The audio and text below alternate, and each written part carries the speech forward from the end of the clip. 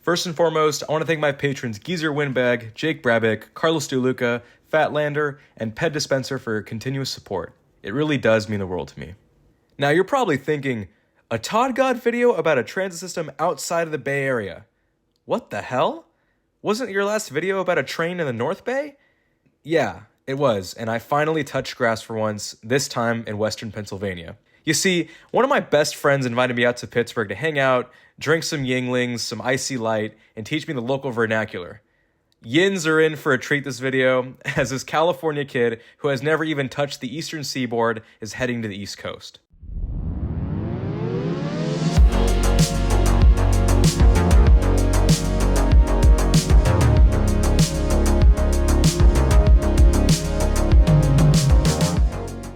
So I guess here's a little introduction to the city of Pittsburgh. It's part of the Rust Belt, a sort of demeaning term used to identify cities who were booming industrially at the start of the 20th century that experienced a huge population decline after World War II. I mean, the population of Pittsburgh peaked in 1950 and declined by about half since then. So before the modern Pittsburgh light rail system that you see today operated, there was actually the Pittsburgh Railway streetcar system that was the third largest in North America. In the late 1800s, a lot of different traction and trolley companies operated in the city, and because Pittsburgh is so hilly, these relatively weak trains couldn't just roll up hills like the cable cars do in San Francisco. So the solution?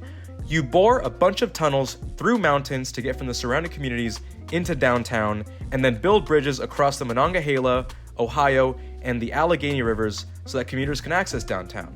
And this strategy worked big time. From 1895 to 1902, there were a bunch of mergers, acquisitions, and consolidations of different traction companies throughout the city, and eventually out of the absorption of these smaller traction companies, the Pittsburgh Railway Company was formed in 1902. So the modern light rail system is 26 miles long. At its peak, this is nothing. Pittsburgh Railways had 600 miles of trackage in 1918 with a fleet of 660 PCC electric trams. I mean, just look at this super expansive map.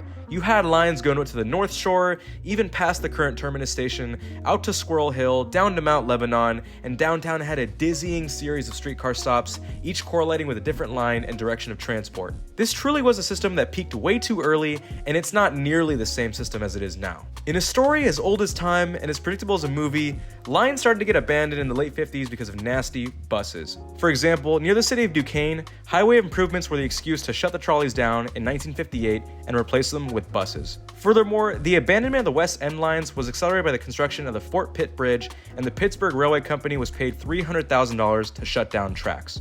After these various agreements and acquisitions of rail rights-of-way by bus companies, the system completely shut down and was dismantled by 1970, with the exception of a handful of routes near Mount Washington. But you know what? It's the 1980s, goddammit. Hop in, loser. We're gonna build modern light rail systems in the mid-sized American cities. San Jose, San Diego, Houston, that's right, Pittsburgh, get your ass in the club. And in the club they indeed got their ass in, is in 1979, the city of Pittsburgh got a $265 million federal grant to build a modern light rail system and a subway in downtown. The great thing about this modern system is that most of the work was already done earlier in the century, so essentially all they had to do was upgrade existing rights-of-way, no land acquisitions, no eminent domain, just vibes. So the first item on the agenda was to revamp the 10-mile rail line between downtown and Bethel Park via Mount Lebanon.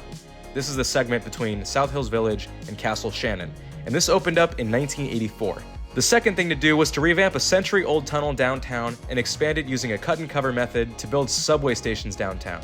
And these stations opened up a year later in 85. The third item was to, again, convert former tram lines for the modern light rail vehicle use, and the Beachview line from Castle Shannon to South Hills Junction, not Village, opened in 1987, and this cost $522 million. Now, to make things just a little bit more confusing, the agency opened up another line going to the municipality of Overbrook, once again converting an old Pittsburgh Railways line, which had still been running using old PCC cars as late as 1993, when the agency decided to deem the geriatric line unsafe and rebuild it. And this line was under construction until 2004, when the new and improved, double-tracked, continuously welded Overbrook line opened up for revenue service. At this point though, I feel like there's something missing. Sure, you have modern and improved light rail lines running from the city's downtown to suburban communities in the south, but what's at the core of a Yinzer's soul? A Yinzer's heart?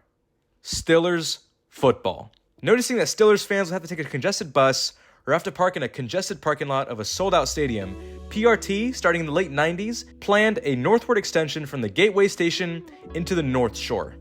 Planners decided the most cost-effective way to do this was to bore a 1.2-mile, 600-foot diameter twin-bore tunnel underneath the Allegheny River. There's also an additional subway station called Northside, and then the line ascends above grade to the northern terminus at Allegheny Station, which is among the newest stations in the PRT. And this opened up in 2012. So, PRT runs under two sets of trains. The first is a much older Siemens ST400 built from 85 to 87, and the second is a newer CAF light rail vehicle built in 03 and 04. The CAF can hold 264 and the Siemens can hold 178 people, respectively. These light rail cars are different from the ones I'm familiar with, as a lot of Pittsburgh stops were built in the right-of-way of cars. As a result, many stops on the Overbrook to South Junction line did not get level, ADA-accessible platforms, and so to accommodate this, the PRT just said, is it the platforms that are wrong?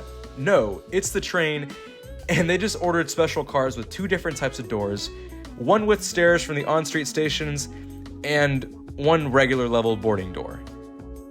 Alright, I'm gonna be quite honest, this rail alignment in Pittsburgh is one of the weirdest I think I've ever seen. I can't fault it though, the region does have hilly topography combined with a triangular landmass caused by a confluence of three rivers. So to make things easier, I am splitting the system into two spurs and a central corridor throughout this video. To begin, there are a total of 53 stations across 26 miles of standard gauge track, and there are three lines, the blue, the red, and the silver. Beginning north, these three lines split up at the South Hills Junction Station, south of downtown, with the red line following a corridor all the way to the South Hills Village. The blue and the silver lines, though, take the eastern corridor and then meet up with the red line, but then split up at the Washington Junction. The blue line then joins the red line south of Washington Junction, but the silver line is on its lonesome all the way to the southern terminus at Library. So Allegheny Station is the northernmost terminus of any line that you'll take on the system. It's elevated, and it's most famous for serving Acrisure. At this point, I'm calling it Heinz Field with respect to my Yinzers Stadium, in the city's North Shore neighborhood bordering the Allegheny River. There are so many attractions around the station, it's not even funny. As soon as you step off the platform, you're greeted with the northern entrance to Heinz. This is just super ideal for fans of the Pittsburgh Steelers. And I mean, I attended both the Pitt Panthers and the Steelers games. The platforms were just full of fans at the end of the game, even with the agency running 2 and 3 car arrangements at lightning fast frequencies. There are also a ton of attractions for you if you do plan to visit the city. There's the Carnegie Science Center, akin to the Tech Museum. Also, there's a casino, so gambling is legal in Pennsylvania. You can gamble your life savings away at the Rivers Casino easily within stumbling distance. So North Shore is not that far from Allegheny at all. But the right-of-way does go underground shortly before North Shore, and it brings you to this subway station. It's a little hard to find, and it's nestled in a huge parking garage used for Steelers and Pirates games. You can use this station in Allegheny pretty interchangeably, and in my experience, they're not super far away from each other, so it's totally fine. This is much closer to PNC Park, home of the Pirates, and this station is also closer to the multitude of bars, tap houses, hotels, nightclubs, and restaurants on North Shore Drive that were built pretty recently. If you want the Todd God seal of approval, McFadden's is a super nice, huge bar filled with music and fun if that's your thing. Overall, I'm very glad that these two stations were built along with the North Shore extension. I'm aware of a lot of op-eds that were, written before this thing was built. They call it a waste of money, inefficient, and that's quite frankly bullshit. You have two major sports teams within a mile of each other right across from your downtown, but the area is essentially bottlenecked by the Highway 65 and 279, and outside of that, there's not really a lot of room to even build massive parking lots. I mean, not that you should. So what's the solution to hordes of traffic and a bottleneck? Simple. You build a short train extension from your downtown where you'll have a lot of visitors staying in hotels there. In addition, there's also a pedestrian bridge over the Allegheny hugging 279, as well as the Trippett Golden Bridges right by PNC that pedestrians may cross to alleviate traffic. So the Gateway Station was rebuilt in 2012 and realigned so that the T can go northward into North Shore, and it's essentially a brand new station. The canopy is mind-blowingly nice, and I love how transparent and open the station feels. It's named for and it's right next to the Gateway Center, which is a massive mixed-use office park with residences and commercial spaces west of the more historic downtown. And it is literally an office park. There's a ton of green space between these high-rise buildings, and it's pretty. In terms of the area, this is the first of 4 stations in what I'll call the Golden Triangle or Pittsburgh's downtown. There's immediately so much to do around the station. I mean, Market Square is considered the historical heart of Pittsburgh. It's a very old plaza surrounded by cobblestone streets with tons of dining options surrounding it. A couple of blocks to the west of this station, you have one of the most interesting urban renewal projects that you'll ever hear about. Point State Park was dedicated on the site of the former historical forts of Pitt and Duquesne, and the neighboring Gateway Center was built during the 1950s in steps, after the destruction of urban blight and old warehouses. However, before this was a park, it used to be the site of a shipping terminal and a bunch of industrial buildings that added pollution to the Three Rivers. It is a genuinely amazing park, with breathtaking views of the North Shore, Mount Washington, and of course, downtown. So Wood Street is the second downtown station I'm covering, and it's really not that far away from Gateway. It's older than Gateway, and it didn't get remodeled, so it's still stuck in the mid-80s. The station is located closer to more of the cultural hearts of Pittsburgh, such as the Harris Theater and the Benedum Center for the Performing Arts. And for what it's worth, you have the convention center in somewhat of a walkable distance though. First off, I want to say that the station was for sure overbuilt. But honestly, it's nice to look around and see how open the station is, unlike at Wood Street. People are going to disagree with me, but I think that Steel Plaza is pretty neat and charming. And it's named after the massive US Steel building a block away, which has one of the largest roof areas in the world for a building its size. This station actually used to be a transfer station for a branch line going into Pittsburgh's Union Station, but regular service was discontinued in '93, and only very special charter trains for special events exist between Steel Plaza and Penn Station. In terms of development, the station is mostly corporate for people working in the city. I guess one attraction that's semi-close is the PPG Paints Arena, home to the team that beat my San Jose Sharks in 2016. It's 1,500 feet away, and I guess at that distance you can also walk to Duquesne University. While I'm on the subject, one thing I will criticize is the serious lack of development north of PPG. You have really great and cool businesses on 5th Avenue, but besides that, anything north of Center until the Hill District is just a barren parking lot wasteland. That is on purpose, unfortunately. You see, this area used to be a vivid neighborhood of color called the Lower Hill, which was full of homes, small businesses, and to a thriving jazz scene. Like in many American cities during the late 50s, an urban renewal project called for the raising of this diverse and predominantly black area. In its place, the 579 freeway as well as the Civic Arena would be constructed, where the Penguins would play for quite some time. When it came time to build PPG, the damage was already done and the area remained a desolate parking lot. It will not be like that in the future though, as there's this massive 28-acre Lower Hill redevelopment project. They've started so far with the F&B Financial Center very close to Frankie Pace Park, but in the future they want, quote, a dynamic and seamless development that connects north, south, east, and west through activated green spaces, pedestrian-friendly retail corridors, and multimodal urban developments. It's basically going to be a completely new mixed use and importantly a mixed income development with affordable housing on site. The project also calls for linear parkland throughout, which is super important for development. When residents have greenery, shade, and plants that produce oxygen, they're happier and they're healthier. The only real gripe I have with this project is that it only provides 288 housing units, when the original dense Lower Hill neighborhood before the 50s housed about 8,000. After the downtown subway, the system rises above ground at 1st Avenue in a pretty quiet Pittsburgh neighborhood. It was added later to the system because I guess there was demand for it in 2001. People who work or go to businesses on 1st and Smithfield, as well as people who work at the PNC building right next door, can access the T. I personally don't have an issue with the station itself, but there's always room for infill development, especially on these waste of space parking lots on 3rd Avenue and B Street. After 1st Avenue, you're gonna get the most beautiful view in the entire team system on the Panhandle Bridge over the Monongahela River. Keeping this spectacular view, you're gonna be turning right into the surface level Station Square Station. It's named for the shopping center to its northwest, with quite a lot to do, and a pedestrian plaza where you can really take in the view of the river and the downtown skyline. It has everything from hotels, Joe's Crab Shack, Hard Rock Cafe, you name it. It doesn't hurt that the Glass House apartments are walkable as well, and also just a block away is the Monongahela Incline, where you can take it and have easy access to the Mount Washington neighborhood with all its charm and breathtaking views. I should let you know that at this point, all T-lines go through the 3,500-foot Mount Washington Transit Tunnel. At South Hills Junction, we have the end of the main corridor that all T-lines share, and the gray and blue lines diverge from the red line here.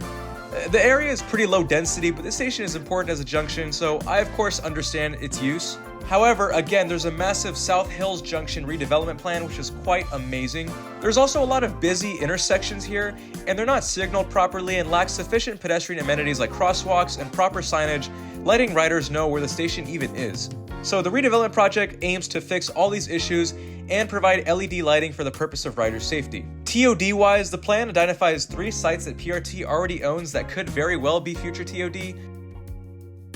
So this is the leftward spur, and we're starting off with Boggs and Dawn. So here, there's not a lot going on. It's pretty suburban for the most part. At the very least, you have the Palm Garden Apartments nestled on a hilltop. I will say the bridge over Sawmill Run Boulevard is impressive and very pretty. Alright, now we're entering a legit neighborhood. It's called Beachview. As someone from a very suburban and car-centric city of San Jose, with sprawling properties and huge yards, it was a truly fascinating sight, seeing streetcar-centric communities that saw original, early 20th century PCC trolleys. I mean, imagine living in a community that had that old-school charm with an old streetcar stop just a couple of blocks away from your house. After the above-ground Fallowfield station, the line shares the right-of-way with passenger vehicles, which I hate. I don't really like it at all. I know San Francisco residents who ride Muni have the same issues. I also don't like how Hampshire is just a non-ADA accessible concrete block in the middle of the street. This type of station needs to honestly be phased out and replaced with, at the very least, an ADA accessible platform with shade. So this Beachview neighborhood is for sure pretty walkable and traditional. On Broadway, you have small businesses on the street. I mean, real small town energy. Belasco is also right by a Carnegie Library, which used to be part of a private philanthropic effort by the namesake billionaire to give back to the community. Okay, finally, the line gets its own right-of-way again here at Stevenson and Potomac via a bridge over Broadway, and we're finally out of the city of Pittsburgh. And Stevenson already has great land use around it, with medium-density developments that I find missing in a lot of newer cities, honestly. But Todd God, what about the businesses? I thought you liked mixed use. Well, literally a stop away at Potomac, we're right by a ton of businesses on Potomac Avenue and by extension Liberty Avenue. There are a ton of restaurants, markets, and even a diner called The Doorstop featured on Guy Fieri's show. I'm gonna be quite honest, it's very hard to find a suburb of a city that is this dense in California, with the way everything is squished together and the lack of any large surface parking lots. This was really special, and I really took in what a suburb can actually look like. Yuck, I mean, they did a lot wrong with the station. You know, it kind of reminds me of the San Bruno Caltrain station with a huge park and ride lot, and ironically a car dealership next to it. At the very least, it's well integrated with housing on its north and western side, so it's not all terrible. And you know I had to come through with a major update though. Of course, this is all in the planning stage, but in addition to a platform renovation, the dormant station area plan also calls for various apartment development proposals between Raleigh and West Liberty Avenues. There are some renderings, and this straight up just looks gorgeous with tree-lined paths and a bus plaza reminiscent of the Milpitas BART station. I can't wait to see this project go through, and it seems to have a lot of support on the outside, with Senator Fetterman pushing Congress to fund station construction. Alright, after the very cool 3,000-foot Mount Lebanon station, we're here at the township of Mount Lebanon, also called Mount Lebo, I think. This is also one of the most urbanized suburbs of Pittsburgh I think I've seen. For starters, there are a ton of businesses on Washington Road, flanked on all sides by decent medium to medium high density housing, especially near Central Square and Shady Drive. I will say though, I don't like the 2 massive parking garages here. I mean, you have the T right there, man. At least we could say that Poplar and Arlington have their own rights of way, but otherwise they're decent, serving some pretty massive single-family homes. Arlington is pretty awful though. It's in the middle of all these parking lot islands surrounding stores like Rite Aid and a few strip malls. This is probably the saddest thing you'll ever hear from this video. There was supposed to be an apartment complex in this massive park and ride lot called the Castle Shannon Transit Village, and it was supposed to have 152 units with a 375 car garage. Jesus Christ. Okay, maybe they need to go back to the drawing board with this project. It had been in the works since 2006, but as of 2021, the project has unfortunately been abandoned. I mean, it's for sure better than whatever the hell this parking lot wasteland is. So Overbrook Junction and Willow are essentially one huge transfer station. At this point, the 3 lines meet up again, and they use the same right-of-way for a few stations south of this transfer point. And it's actually a very pretty station, and it's well kept, even if it can be confusing for tourists or people not familiar with the T to have to walk quite a bit to transfer to another platform. Again, there's a lot of old growth developments on Castle Shannon and Willow, and I also like that there are these medium density apartments called the Seville right there. So there's nothing necessarily special about these 3 stations at all. I mean, they're all sandwiched in between relatively low density areas with houses on one side and strip mall style businesses on the other. Washington Junction, the southernmost transfer station of the system, is again another park and ride lot vaguely connected to some houses on a hilltop. Alright, ADA has left the chat. Caswell is like the shortest platform of all time, and I've tried to look up any updates on making the Highland Station accessible, as the only way to get down here are 2 sets of steep staircases with no ramps or an elevator to a below grade station.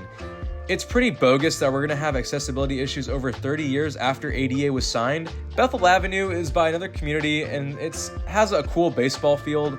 And at this point, we're deep into serious suburban Pittsburgh, car-centric to the bone. Dorchester is a nice environment though for those not wanting to own a car, as the Dorchester apartments are pretty damn close to the platform. Alright, great. We made it to the terminus of our first spur, and I have extremely mixed feelings about South Hills Village. On one hand, you have the sprawling Ashby at South Hill Station apartments. It's not really mixed use, but it's dense nonetheless, even with them being wrapped around in parking lots. On the other hand, just about everything else in this development absolutely blows. To even get to the station's namesake, the South Hills Village Mall, you have to navigate yourself out of the 7-story overbuilt dark parking garage and then cross a strode and a giant miserable parking lot. There's not a lot of signage or indication of where the mall's entrance is at, but we got to it past the Macy's. There's nothing really special about this mall. It's your pretty generic 2-story, middle-class, heavily suburban mall with a couple of anchor stores supporting it. Need I suggest, though, more infill developments that utilize the massive space taken over by these barely used parking lots? I mean, South Hills Village has a ton of potential. It's just up to the government of Bethel Hills, Pennsylvania to decide if they really want to take the right path. Alright, fair warning, this spur is going to be quite weird. I'll start off with a bog station just south of South Hills Junction, and then talk about the Overbrook line all the way to the library station in Castle Shannon, which is the southernmost terminus of this spur and the system in general. So like I mentioned before, the Overbrook branch is full of very great accessible platforms, and Boggs is no exception. There's a nice long ramp from the street to the platform which has level boarding. More density could be desired here on Sylvania Avenue, but it's not bad with some row houses and apartments down the street. Bon Air is technically ADA compliant with its set of funky wheelchair ramps, but I think an elevator would have fared a lot better. Flanked by dense forest on one side, there's not much space to build around the station. The tiny Carrick community around the station is pretty quaint, and it makes do with the little flat land that it has. So South Bank is another intermodal station, serving the South Busway in addition to the blue and silver T lines. It's also another geographically challenged station, and you have to walk on the pathway crossing Midwood Avenue to get to the central business corridor of the Overbrook community. The platforms are less than 20 years old, and the T does a great job of improving the Overbrook line stations, but again, there needs to be a greater community effort to use up this commercial parking lot space. Gross. Huge park and ride lot, little to no attempts for the station to be an integral part of the community. I'd like to see how much of this lot is actually utilized by regular commuters. Alright, with all due respect, what is this Hillcrest platform? This is quite simply awful infrastructure. Hey, really dense and genuinely well-built community. Do you want to take a train to your job in downtown Pittsburgh? Okay, well, go through this low-key hiking trail on Bethel Church Road and have fun catching a train on this non-accessible, low-level platform. Alright, here at Lytle, we're running in the median of a road finally, and this station is much better than its uglier little brother. So, Mesta and South Park Road have even worse platforms. I mean, the South Park Road inbound platform is just a piece of driftwood and a couple of fences, but they have a better community around them than the previous stations. And I really wish that these platforms were rebuilt because it has a lot of potential. So incorrectly spelled Monroe and Sarah stations are your run-of-the-mill streetcar suburb stations. They're pretty decent, but the platforms are just painfully narrow. It's wild that even though there's not a lot of flat land here, they still prioritize and pave huge parking lots. And they literally can't even build more parking lots, but if they could, they would. Wait, guys. Wake up, people. There's actually TOD on the Silver Line. I mean, it's not a whole lot, but for what it's worth, you have the Sandy Creek apartments right by the station, and this is better access to transit than 99% of other apartments in Pittsburgh proper. Besides another boring park and ride lot, you at the very least have the Eagle Nook apartments here. That's cool. Well, finally, we made it. And there's actually an accessible and new platform here. I'm not liking the 430 space parking lot here, but I am liking the little trail system connecting the station's parking lot to the Summit Station apartments. They actually look pretty nice and are at a respectable density. I'm not liking the cul-de-sacs in this new development though. I feel like there's a more efficient and space-saving design for these living spaces, but it's better than nothing. Okay, well if you're a light rail fan, then this is going to be pretty disappointing for you. It seems like PRT is really going in on BRT for the short term and is pushing light rail out of the main focus for now. Instead of getting a subway tunnel into probably the most dense district in the city, Oakland, PRT instead is focusing on a busway either on 5th and Forbes Avenue, which leads into downtown, which isn't that great of an overall solution as a more frequent subway. The only two potential light rail extensions I'm seeing are two north side extensions from the North Shore Connector Tunnel, one going towards Emsworth and one going towards Ross. Let's first talk about some overarching problems that the system has. First, accessibility concerns. This is something that unfortunately you have to deal with in a transit system that uses century-old infrastructure. But nonetheless, it's still a huge concern. Now, to PRT's credit, a lot of these platforms are becoming ADA compliant, and there's a massive effort to build ADA compliant platforms where there's just a street level stop and a sign, especially in the library neighborhood in the far south. Still though, with stations below grade, there's simply no excuse. How could a resident with mobility issues ever be expected to get to their platform in their own neighborhood? Also, out of the 54 stations on Pittsburgh's light rail network, a measly 27 of them are wheelchair accessible. Next, it's not extensive enough. I mentioned this earlier, but the most dense neighborhood in Pittsburgh, home of Carnegie Mellon, Pitt, and Chatham, have absolutely no rapid transit connections. Yes, there are bus lines and bus-only lanes, but it's honestly not enough. In my experience, the buses here are always pretty packed and the area keeps on building new developments, so a subway through Oakland is honestly a no-brainer for me. You have a huge population of people without cars, and then you also have not that long of a distance between this dense college district and your city's downtown, where you already have fantastic transit connections. Also, yeah, the system extends so deep into southern Allegheny County, but ignores pretty much the other directions. The north side of the city only has 2 stations right by the river, and it's not even deep into the neighborhood. Even the city's central train station at Penn Station doesn't have a T-line going to it anymore, which is likely due to the weird triangular configuration of the lines near downtown. I think a light rail line from Penn Station to Lawrenceville or Shadyside wouldn't be a terrible investment if you want to make that case that a subway into Oakland would be too expensive. Now on to the highlights. So, community and character. Stations are right by old growth and pre-car neighborhoods, and they didn't get demolished for highways, so they're still there and it's a piece of history. I especially saw this in Dormant, Pennsylvania, near the Potomac Station, and there were a bunch of people walking around, there weren't as many cars, and there's a tight bond in this community with small restaurants and businesses. It shows you can have decent, modest transit systems in towns that have a population of less than 10,000 people, like in Dormant. Other suburbs of larger cities should take note on how transit doesn't have to be some expensive commuter train or metro system, but whatever they feel suits their community. Next up, tunnels and bridges. Pittsburgh is famously the city of bridges, even having more than Venice at 446 of them. Combined with the steel industry the city is even more famous for, Pittsburgh has been building great infrastructure for centuries now. This bodes well for the light rail system, since the city does its best to mitigate any at-grade crossings and instead opts to build bridges and tunnels wherever possible. This is a much more efficient, albeit expensive alternative to a transit mall on the street that inherently faces pedestrian and traffic delays. I'm looking to you, San Jose.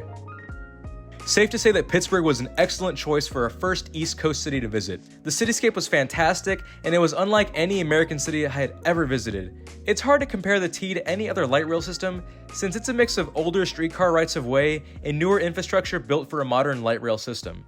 There are some glaring concerns I found with the system, most notably the lack of accessible platforms on half of its stops, and more needs to be done to address this huge gap. The light rail line is one of the most enchanting and beautiful transit systems I think I've been on, easily beating SMART. Going through rolling hills and then coming out of the Mount Washington Transit Tunnel where the skyline unveils itself to you is something my camera can't do justice and something you have to see with your own eyes. Shout out to the cool Yinzers that I met out there in Pittsburgh for showing me around and telling me more about this enchanting city that before visiting I knew nothing about. You really have to see it to believe it. But yeah, thank you to my patrons. This content would not be possible without Yins. Again, thank you so much if you've made it this far, and I'll see you next time.